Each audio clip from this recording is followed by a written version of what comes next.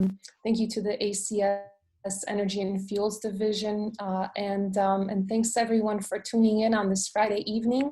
I hope wherever you're calling in from, I hope you're doing well. I know this is such a strange year, and I hope that this will be a nice scientific break from a lot of the craziness going on out in the world. Like Professor Liu said, my presentation today is going to focus on electrochemistry and confinement and layered materials. And first I wanted to highlight that this research was done first by a team from my group, graduate students, Shelby Boyd, who recently defended her PhD, James Mitchell, Mike Spencer, and John Wang, postdoctoral fellows, Elisa Patterson and Simon Fleischman, and then a series of our collaborators that came from a number of different places, including many of them at Oak Ridge National Lab, who we collaborate through an EFRC on fluid interface reaction structures and transport. And like was mentioned earlier, our work is supported by both the National Science Foundation and the Department of Energy, and we're very grateful for the support, as well as the Sloan Foundation. And we are active users of several facilities, user facilities from the Department of Energy as well. So a little bit of an overview of our research group. We do material synthesis, so we make pretty much all the materials that you see in this presentation, we make ourselves.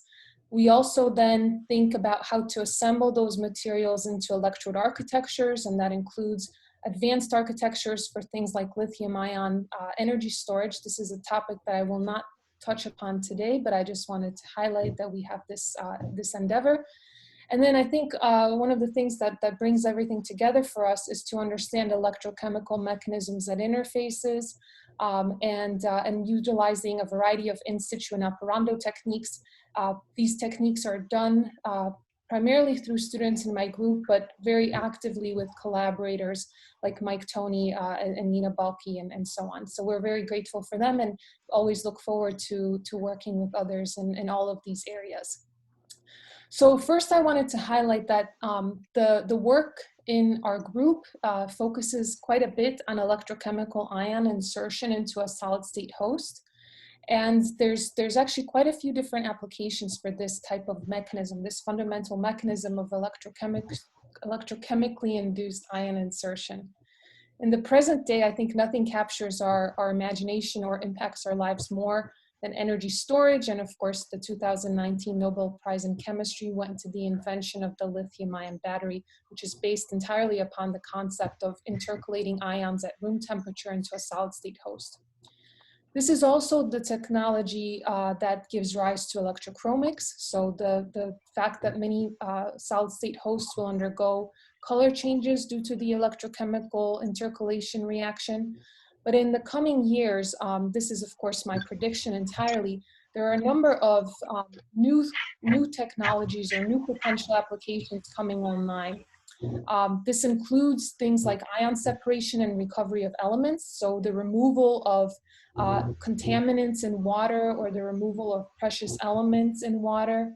It includes things like ion-based electronics, where you again use the fact that oftentimes host materials undergo property changes, including in their electronics, due to the presence of the ion, as well as the fact that these materials could be used as very tunable reducing or oxidizing agents through the electrochemical intercalation process. So these are all things that we're excited about, and I'm going to share with you materials that could be used for a variety of applications, but what we're really interested in is that fundamental mechanism. So I'm sure we have a variety of different expertise areas in the call this evening. And so I wanted to share with you what we mean when we say electrochemical ion insertion into a solid state host. So typically what we talk about is that we have some insertion material that's attached to a metallic conductor that makes sure that our material is connected to an external circuit. And we oftentimes have a liquid electrolyte, though these days there's also a lot of excitement about solid electrolytes. In a liquid electrolyte, this process of electrochemical ion insertion is understood to go through several steps. So first, the cation, which is the most commonly studied species, is solvated in the liquid. It comes to this electrochemical interface where it undergoes partial desolvation. There's also some surface diffusion that has to take place for it to find an appropriate intercalation site. The charge transfer event happens where an electron is injected into the material, so that's why this is often called a double injection process. And then at this stage, there's also remaining loss of solvent, and typically what we talk about is a cation that inserts without its solvation shell into the solid host. When this process occurs, it typically, we can measure it as a current because of the electrons that are passed, and it can lead to changes in the host properties. So these could be electronic changes, these can be optical changes, and here's an illustration of a very classic insertion material, tungsten oxide. When it's electrochemically reduced through an insertion process, it turns dark blue, goes to structural and mechanical changes. All of these other responses can be used for operando and in situ techniques to correlate the electrochemical current with the electrochemical mechanism that takes place that looks something like this. Of course, this is a very simplified version of the process. I'm not illustrating here the role of the electric double layer, for example, or any solid electrolyte interphase layers that are present oftentimes, but this is kind of the basic process that occurs. And so what we're interested in our group, a lot of our projects focus on kinetics and in pushing materials that undergo insertion reactions to very high rates. And the big picture for this is that the kinetics of an electrochemical ion insertion process has very practical implications for our daily lives. Maybe back in the days when we were all traveling a lot and away from home, we would always have to wait for our technologies to charge. And so any opportunity to speed this up would be beneficial across a wide range of intercalation-based technologies. There's different ways that we can think about how kinetics manifest themselves in an electrochemical energy storage process. This is a recent conceptualization that we published in Chemical Reviews, where we kind of transformed the typical Ragone plot, which is energy and power, to something that focuses more on the electrode properties like capacity and rate or degree of structural change or overpotential. So if we look at this kind of modified Ragone plot, where on the y-axis this would be the capacity, on the x-axis this is the rate of the kinetics.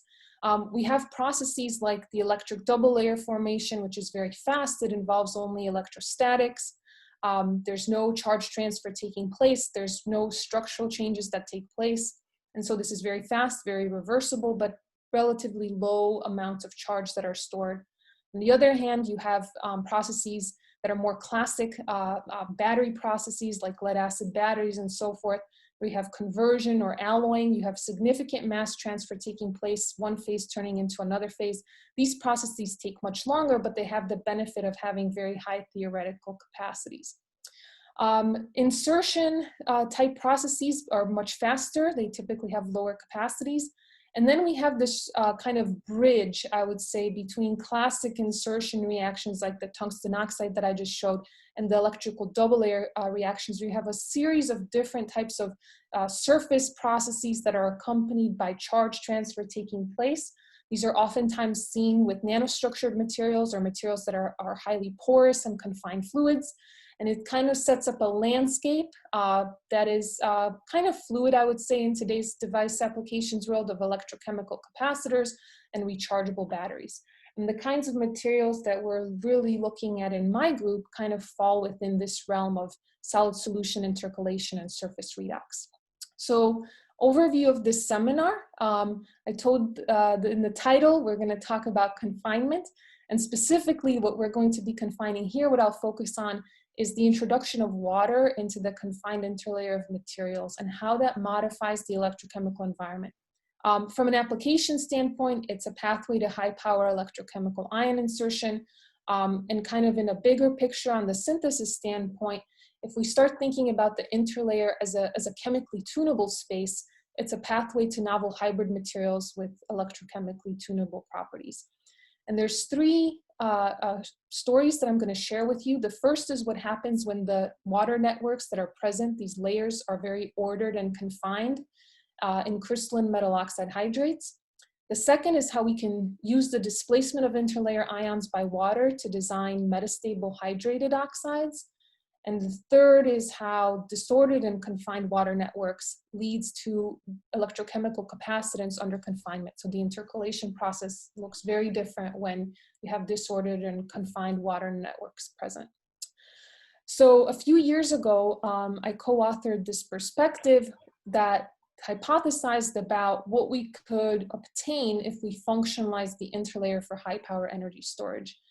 And the idea was that the classic intercalation materials, like the ones used in lithium-ion batteries, are micron-scale layered materials that exhibit very high volumetric capacities, but can have slow transport processes at high rates. If we're talking about minute time scales, they can undergo fracture if there's phase transformations taking place that don't lead to homogenation of stress. As a field, we've taken materials like this, for example, graphite, and exfoliated them to make two-dimensional materials like graphene. And their studies have shown that now, because you have essentially the entire surface that can be exposed at your electrochemical interface, you don't have to worry about transport processes. You're not limited by any solid state diffusion. Any sort of volume expansion that takes place is easy because you have plenty of space. But there are downsides.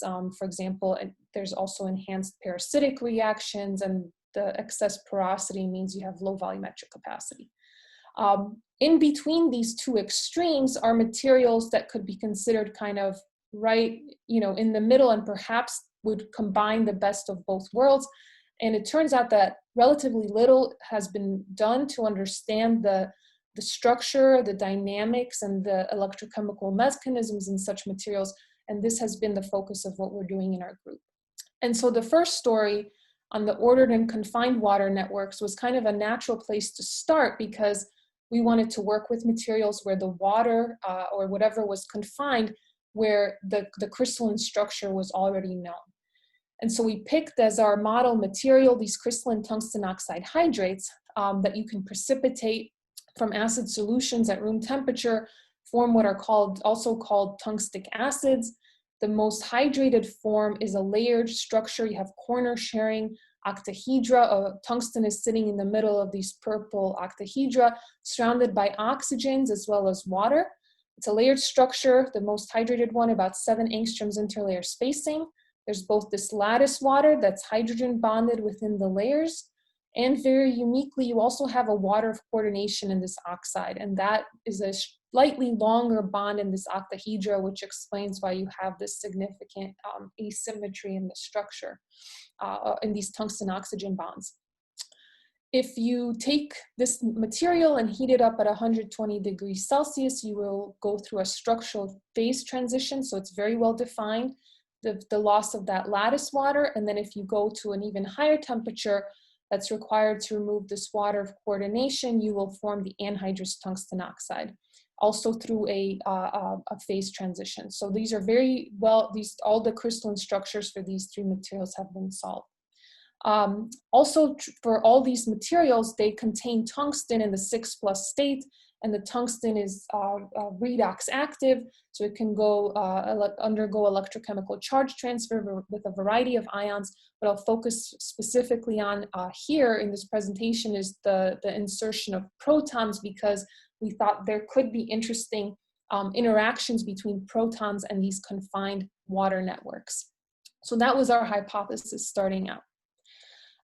Here's a little bit about the morphology and structure of these materials. If we synthesize it using the acid precipitation route, we get these platelets. The dehydration process does not change the morphology, does not really change the surface area. So this is important when we look for structure-property relationships, since electrochemical kinetics will always be affected by the surface area. One of the things that's really important when working with hydrated materials is to consider their vacuum stability in addition to the thermal stability. So we did cryo-TEM of this material and it had to be cryo-TEM in order to see this interlayer spacing. If we did it under regular conditions without the cryo cooling, regular TEM conditions, this material starts to transform into the anhydrous oxide. So this is just an important part of doing the characterization in high vacuum environments. We can also use things like Raman spectroscopy to identify the phase. So these are really beautiful structures, very model systems to work with. And the presence of the coordinated water is detected through a particularly short tungsten oxygen stretch. That's the tungsten oxygen stretch that's located directly opposite of the coordinated water. Again, these materials are kind of hybrids, right? They contain inorganic phase, the tungsten oxide, but then they also contain water. So the techniques that are really useful for these materials include things that are more often found in the polymer field. And that includes things like elastic and quasi-elastic neutron scattering. We did these experiments at Oak Ridge National Laboratory with our collaborator, Eugene Mamontov and Naresh Asti. And what these results told us was that the structural water in these crystalline hydrates is highly confined. The results were useful in telling us that the amount of water in each structure scales with, the elastic intensity scales with the amount of water in the structure. So our structure was correct as we predicted.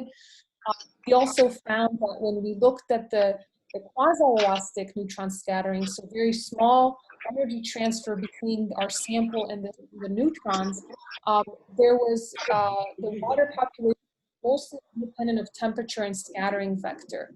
So what that meant was that the water that's confined in these layers has no translational motion. So that's what we mean when we say highly confined. It has no translational motion. We couldn't measure any diffusion coefficient of those water molecules.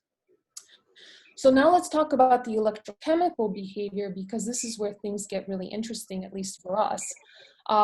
We observed the same type of phenomena in the larger scale particles, but I want to show you in particular the results we obtained from electrodeposited thin film. So this is hydrate thin film, this is the anhydrous thin film. We make these via electrodeposition, very similar surface area and morphology. This is electrochemistry or cyclic voltammetry results of the 3 different phases of this material. I'm not showing the monohydrate in the SCM, but it looks the same. And we're cycling this in a protic electrolyte and sulfuric acid. What's remarkable here, what I hope you'll appreciate, is that we're cycling this at 2000 millivolts per second, which is a charge and discharge time of less than 1 second, which is incredibly fast for transition metal oxides. It's an incredibly fast switching time. What we observe is when the current's negative, that's due to proton insertion. When the current's positive, that's due to proton de-insertion. And what we see here is first the area that's bounded by these different curves is different, and so that has an impact on the capacity, as I'll show in a second. But the other thing is that the reversibility of the electrochemical insertion process, meaning the potential separation between the insertion and the de-insertion, is much, much less in the hydrated material than in the anhydrous material, which is starting to look more and more tilted. We say that it's starting to look more and more resistive. And so here's that capacity, the area that's essentially in the curves, showing much higher specific capacity for a hydrated samples than the anhydrous sample, even though theoretically the anhydrous oxide, because it doesn't contain water, should have the higher specific capacity. So at slow enough rates, this anhydrous tungsten oxide has a higher specific capacity. So we see a kinetic difference, and it's stemming not from a surface area effect, but stemming from the structural differences in the materials. And so our initial hypothesis was that, of course, the protons must be moving through the hydrated interlayer. So we did ex situ X-ray diffraction of the proton insertion in the anhydrous tungsten oxide, and this shows what's well known in the literature, that the material undergoes phase transitions with proton insertion. So here we have a cyclic voltammogram. We're taking an X-ray diffraction pattern at these different points during the proton insertion and then the proton de-insertion. And we see there's a discrete phase transition that takes place right around this region here that's associated with the redox peak. The structure goes from monoclinic to tetragonal, and that's as we expected. What we didn't expect is what we observed for the hydrated tungsten oxide. And so this is a cyclic voltammogram of one of the larger, the platelet-like material that I showed at the beginning. We used those materials for the structural studies because we wanted to have very crystalline materials. What we observed there is that this material also undergoes a phase transition with proton insertion that's tied to these two peaks in the cyclic voltammogram.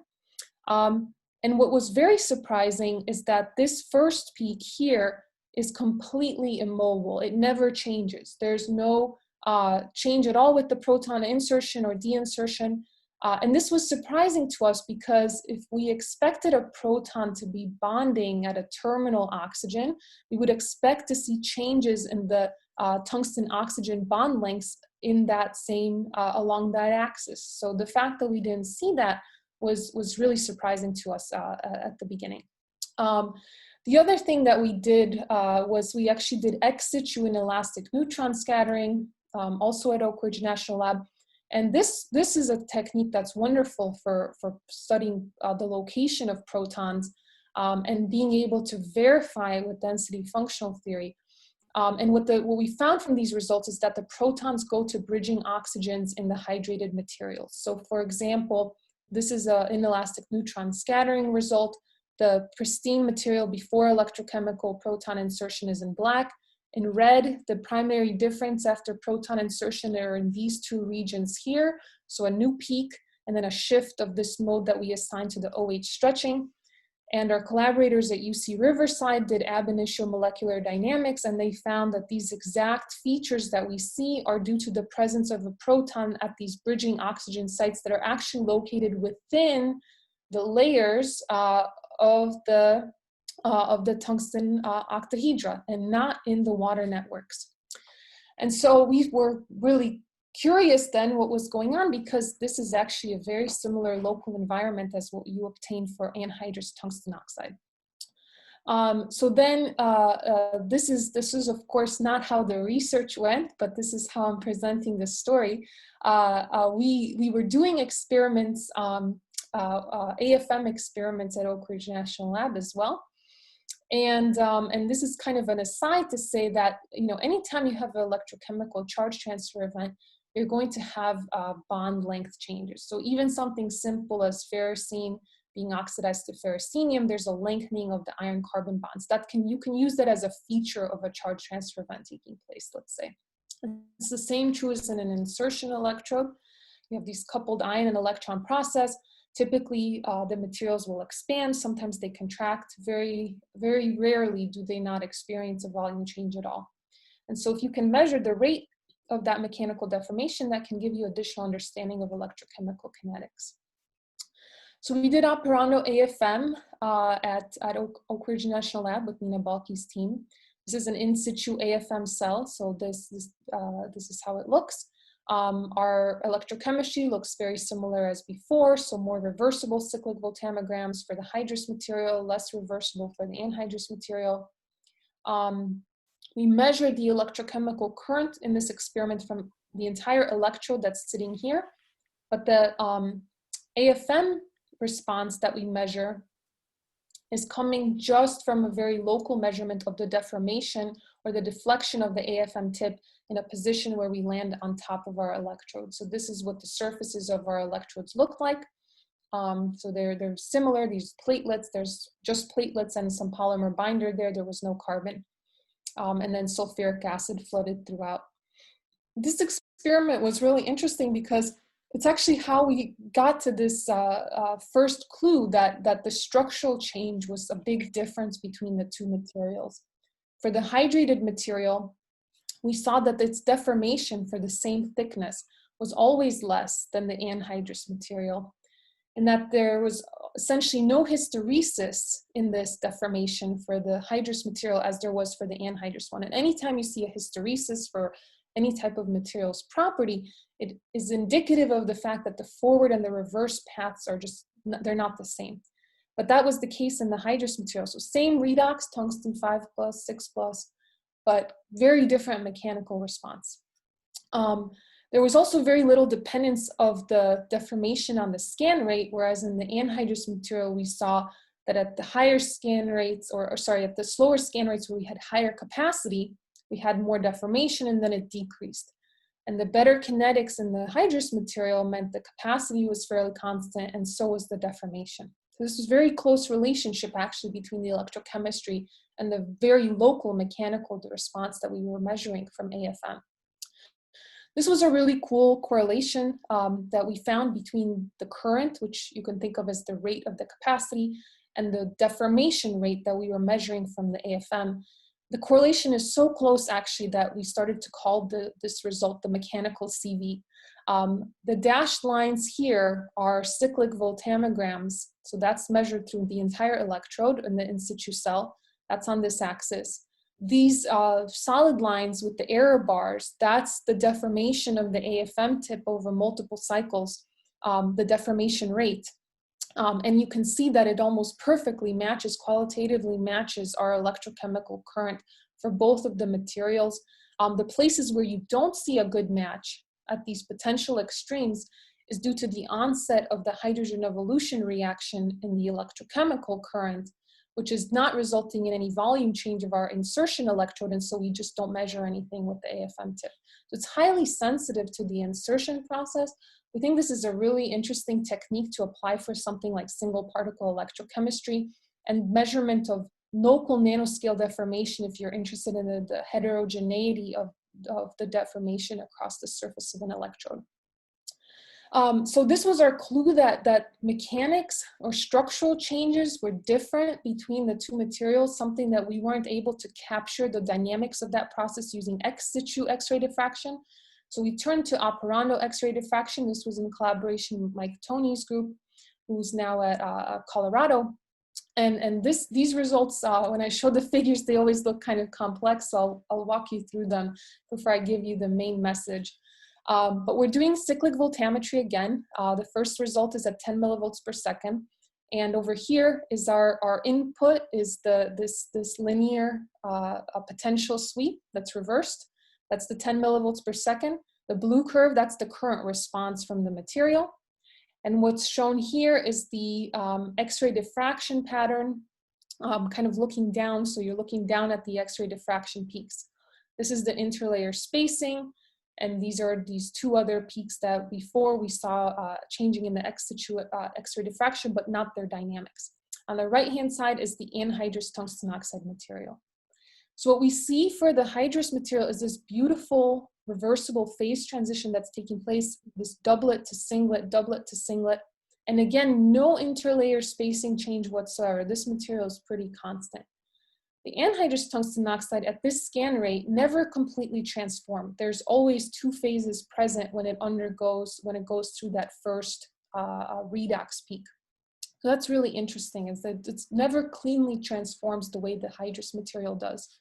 If we push our electrodes to go 10 times faster, we see that the hydrous material is still able to keep up, goes through this transition. The time scale of it is much shorter now because we're going at a faster rate, whereas the anhydrous material is essentially frozen. It's stuck, not able to respond at all at these scan rates. So what we found from this story is that these ordered and confined water networks, we think their whole, what they're doing in the materials is that they're providing structural stability during the electrochemical redox process.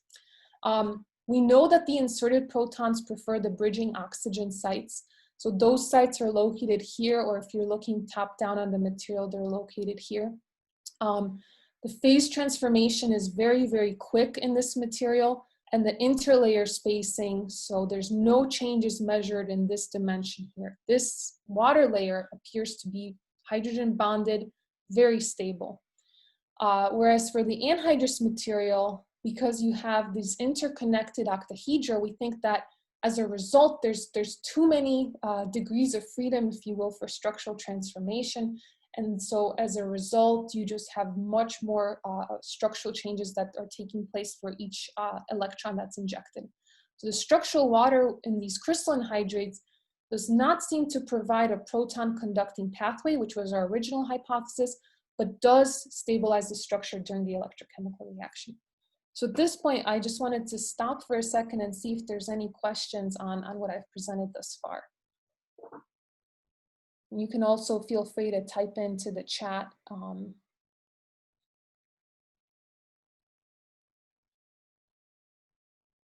Okay, if not, I'll keep going. The next story is on using the displacement of interlayer ions by water to design metastable hydrated oxides. And this is work that's been carried out by Simon Fleischman, a postdoctoral fellow in our group. So the idea here was, for the sake of applications now, tungsten's a very heavy transition metal. Our specific capacities were quite low. And so we wanted to look for something that involved a third row transition metal, preferably one that's abundant and could give us high theoretical specific capacity. So we started to zoom in on these sodium titanates that can undergo proton exchange to form hydrogen titanates. So now we're not talking about water molecules in the interlayer, but what we called structural protons. So the exchange of the sodiums by protons forms the hydrogen titanates. And one thing to note is that when it comes to proton insertion in TiO2, that's limited to the surface. So you need to nanostructure the material significantly to see any sort of significant capacity for proton insertion. The bulk protonation is unfavorable from a structural standpoint. So the nice thing about these titanates is that you start with the most protonated version of the material, the one that goes directly from the sodium titanate to the hydrogen titanate, and then you can go again through a series of structural transitions during dehydration process, where what you remove is actually both hydrogens and oxygens, and so both protons and oxygens. And these structures become more and more dense as you remove water, so that the final material is TiO2b. All of these materials are fairly large particles, micron-scale particles. These are not nanostructured materials. Again, we did the elastic and quasi-elastic neutron scattering, which told us that those interlayer protons were present as we would expect. So the intensity, elastic intensity increased with proton content. We saw some interesting effects of the synthesis that suggested water was getting trapped in pores during the dehydration process. And then we also found that there was no translational motion of the interlayer protons that were present. Now for the electrochemistry, when we started with the most high temperature phase, when we cycled that in an acidic electrolyte, we saw essentially no charge storage process taking place. We start to add more interlayer protons, go to lower temperature, still nothing. Then we start to see the presence of something that looks like maybe some electron transfer taking place, but the specific current was fairly low. But in the case of the most protonated material, we saw the most significant specific currents. So the proton insertion, significant proton insertion, seemed to only occur for the H2Ti307 phase, the most highly protonated phase.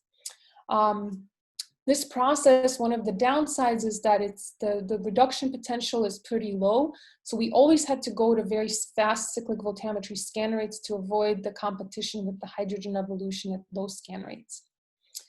This was the deprotonation capacity. So to avoid counting the HER current in our capacity, we only considered the deprotonation or the anodic capacity here as a function of scan rate. And we saw that we could obtain up to 80 milliamp hours per gram in these micron-scale materials, which is about 0.4 hydrogens per titanium. And we saw this very strong correlation between the interlayer structure, the interlayer environment, and the charge storage capacity, with fairly good rate capability, I would say, even for these micron-scale particles. We did in situ Raman spectroscopy, and it showed us that there's reversible structural changes that are taking place as a function of the applied potential, as well as a very strong blue electrochromism. All of these are indicative of a bulk insertion process taking place into the materials. To help us understand, in this case, why we saw this very strong dependence on the degree of structural protonation, we turned to density functional theory through our collaborators at UC Riverside and found that in the H2Ti307, the absorption energy for electrochemically inserted protons is fairly low, and it's accompanied by an interlayer contraction. That's how the structure accommodates the excess protons. On the other hand, if we compared those absorption energies to the next structure, those absorption energies increased, almost doubled, more than doubled, and that required, that was associated with a more significant distortion that had to take place to accommodate the protons. So this was another example now through metastable synthesis, soft chemistry routes, to favorably tune the interlayer environment to enable bulk proton insertion in the hydrate titanates. Along these lines, we also started a project to look at sodium ion insertion in aqueous electrolytes. This type of process is of interest for very low cost energy storage as well as for electrochemical desalination. And so there's some things that I want to point out that are quite unique when you do insertion chemistry in aqueous electrolytes.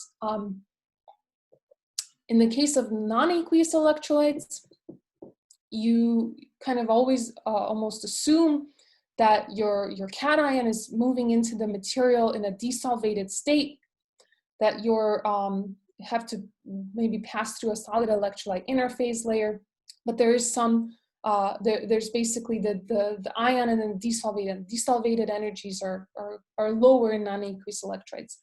On the other hand, in aqueous electrolytes, you don't have the SEI formation. The hydration energies are much higher, especially for ions like lithium or sodium. And so now you have to consider the solvent, water, as taking part in the intercalation process.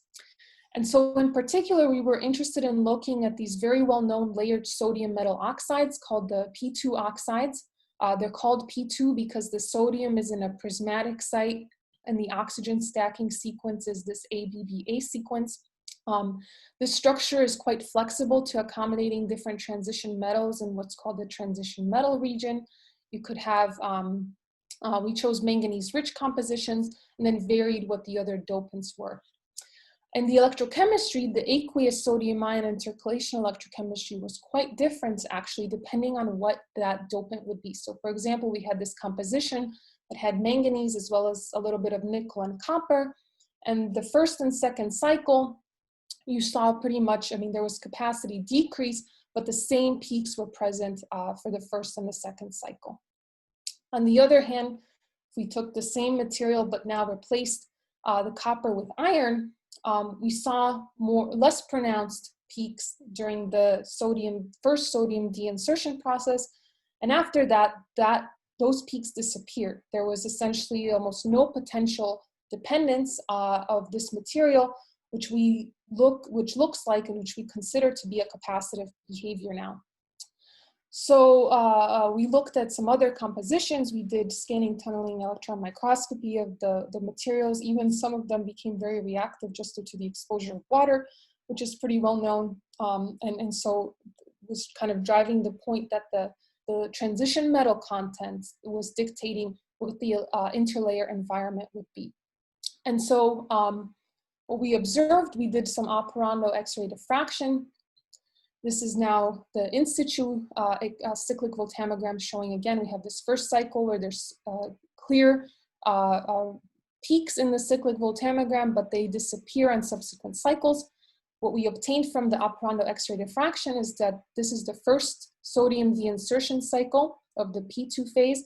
There is a very discrete stage upon the de-insertion of sodium ions where the structure transitions from the P2 phase to a hydrated phase that we called Bernesite-like, meaning that water molecules were now present in the interlayer. And then this Bernesite-like, this hydrated interlayer phase, was electrochemically active on subsequent cycles. It would cycle sodium ions in and out with expansion of the interlayer during contraction of the interlayer during sodium insertion, expansion during de-insertion. However, during this transition here, there's a 25% C-axis change that leads to very significant microscopic exfoliation and essentially failure of the electrode. So now I'll talk about the last part of the presentation, where we take this disappointing result, if you will, or electrodes failing, and observing something very interesting that tells us about electrochemical capacitance under confinement. So I just showed you the story. We take the P2 oxides, we remove sodium from the material by applying potential. At some critical desodiation level, water comes in from the electrolyte we believe to offset the repulsion between these layers, and you get this bernesite-like phase. Bernesite is a well-known material in the electrochemical capacitor community, but when this process occurs on the electrode, this volume change results in electrode failure. So we came up with a kind of a bulk electrochemical expansion process. We took the P2 oxides, put them into this pouch cell that was made from dialysis tubing, so nothing fancy, applied a very high voltage between this and a counter electrode to drive out as much sodium as we could. And what we get out of that is an expanded and hydrated material. But now it's all a powder that we can assemble into electrodes. And if you go back to one of the earliest slides of my presentation where I said, wouldn't it be nice to investigate the materials in between the bulk and the complete exfoliation, this is essentially that material. And what's really interesting is that now we do the cyclic voltammetry of these materials. We know from the operando X-ray diffraction results that this is due to sodium insertion and de-insertion into a hydrated interlayer, and it looks almost like a perfect capacitor. The electrode integrity is much better. We can cycle these for thousands of cycles. The structure is stable, and we can compare it to activated carbon, and we observe at very fast time scales essentially the same performance, suggesting that we're really limited by the electrode architecture. And at slower time scales, we actually see better volumetric capacitance. And the surprising thing is that we're taking a material that has a surface area of about 1 meter squared per gram, which is what we expect from the high temperature synthesis, and comparing it to activated carbon that's synthesized with a surface area of over 2,000 meters squared per gram. So we think that the expansion and interlayer hydration is what leads to the capacitive ion intercalation in now this micron-scale bernesite material. So you don't have to actually exfoliate the material completely to access a high surface area response, because now you have this confined and hydrated interlayer. So now I've reached kind of the conclusion of my presentation. I shared with you the role of water in the interlayer in these very tight environments and how it affects charge storage in different classes of transition metal oxides. Where we're going with this, and what I kind of coined, maybe is not a particularly funny catchphrase, but there's plenty of room in confinement. I think there's a lot of really interesting electrochemical phenomena to discover, and that includes electrochemical reactivity. So instead of looking at just things like alkali ion or proton insertion for energy storage processes, we can also start to look at things like electrochemical reactions under confinement, because the things that happen under confinement is that we can start changing the physical and absorption properties of whatever's confined in this interlayer region. And layered materials are actually very ubiquitous in theoretical studies of what happens during confinement. And I think we're at the stage where now the synthetic prowess is there to start really making those theoretical predictions to validating them with experimental predictions. And I have a perspective on this topic with my group members in the recent issue of Chemistry of Materials. So in conclusion, I think that there's a lot of very interesting science and applications to be done when we start to blur the distinction between a liquid and a solid. I've presented some ideas for what we can do in the realm of energy storage. And then I think going forward in electrochemical reactivity, that would be the next frontier to tackle. And again, I'd like to thank my research team, my students and postdoctoral fellows, our collaborators, as well as our funding agencies for their support. And thank you all for your attention to my presentation. I'm happy to take any questions you may have.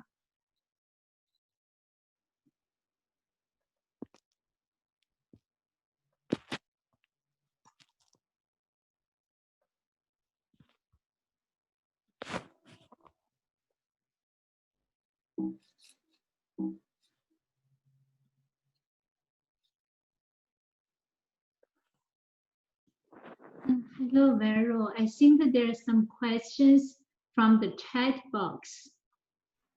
Okay. Let me see if I can pull that easily. Okay. Oh, great. So it's one of Mike Tony's students. There's no structural, if there's no phase transition upon protonation, would the structural expansion layered oxides be detected by high resolution X-ray scattering? So we do, I'm trying to think, we haven't seen, we haven't really seen a solid solution type process, at least not in the tungsten oxide hydrates. And the titanates, we're not sure. We only did a couple of ex situ experiments. But even though the protons are essentially point charges with no mass, they do have a significant, their charge does have a significant influence on metal oxygen bond distances. So I think you will see something in X-ray scattering results.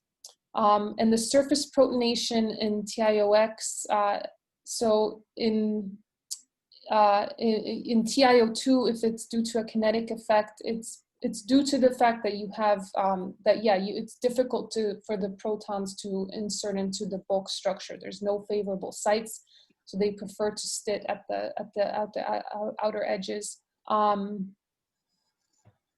So I think there's some other questions there that maybe we can talk offline about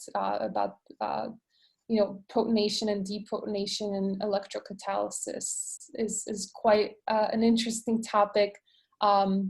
There's a lot of interesting work going on with that right now. Batteries in aqueous solutions, there's actually no commercialized proton insertion and de-insertion battery. That's a little harder to answer. And as far as whether the protons inserts by itself or with a solvation shell, for the materials that I've discussed here, the ones where we're talking about proton insertion, it seems to be just a proton, so not a hydronium ion. I hope that covered most of what you were asking. These are a lot of really good questions.